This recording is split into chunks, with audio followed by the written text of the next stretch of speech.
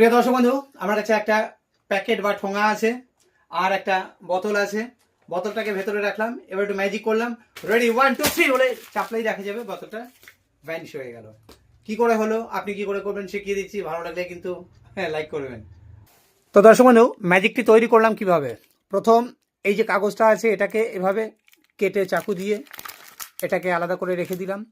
তারপর এই বোতলটার এখান থেকে আমি কেটে এই টুকরোটা নিয়েছি, এখান থেকে কেটে এই নিচের টুকরোটা নিয়েছি, এটাকে ফেলে দিয়েছি।